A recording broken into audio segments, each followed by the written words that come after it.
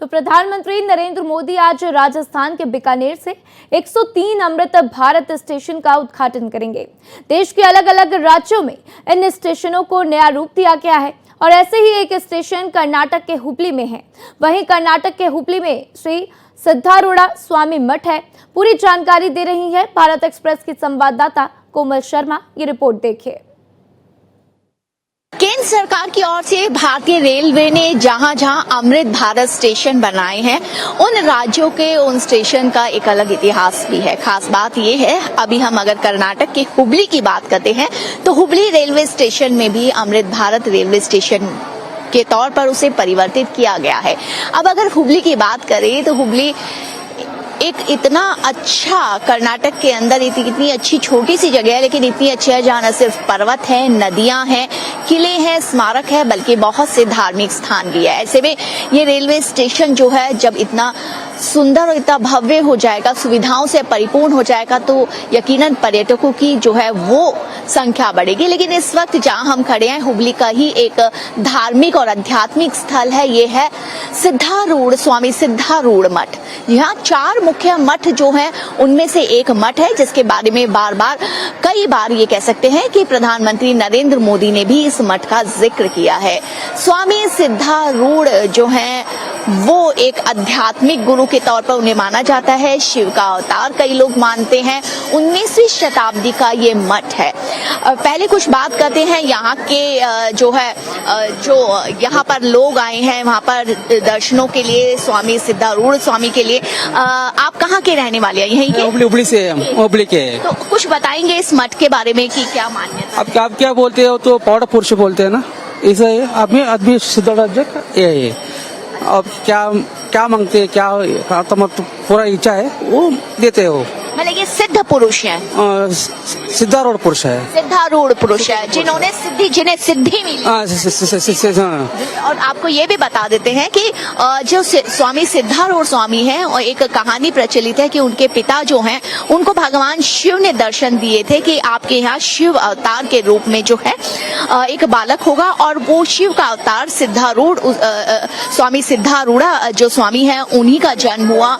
इसलिए कई लोग उनमें शिव का अवतार भी मानते हैं। मात्र 6 साल की आयु में उन्होंने अपना घर छोड़ दिया अध्यात्म के लिए, दुनिया में ज्ञान फैलाने के लिए, और कश्मीर से कन्याकुमारी तक उन्होंने ज्ञान फैलाया और आखिर में हुबली आकर के यहाँ पर बस गए और यहीं उन्होंने समाधि दी। आप सामने देख सकते हैं स्वामी सिद्धारूढ़ जो हैं उनका के दर्शन कर सकते हैं। कई चमत्कार अपने भक्तों के लिए उन्होंने किए हैं।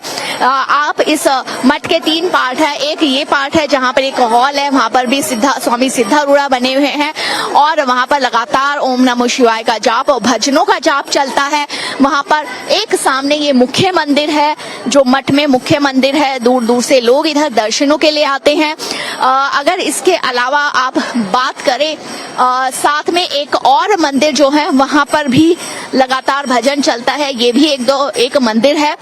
तो एक बड़ा मठ जो है ये है और काफी दूर दूर से यहाँ पर तीर्थ यात्री आते हैं दर्शनों के लिए। खास बात ये है कि 19वीं शताब्दी के इस जो मठ है उसमें का आर्किटेक्चर भी अगर देखेंगे तो वो भी काफी अच्छा है, काफी अच्छा लगता है। आप देख सकते हैं मंदिर के अंदर से दर्शन कर सकते हैं।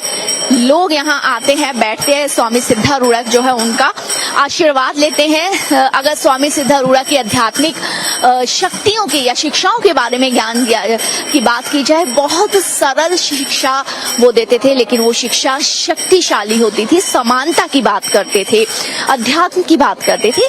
खास बात यह है कि स्वामी सिद्धारूढ़ के एक शिष्य जिनका नाम कबीर भी था, वो एक मुस्लिम शिष्य थे, और इसलिए कि वो किसी जात पात, किसी तरह की ऊंच नीच में जो है वो विश्वास नहीं करते थे।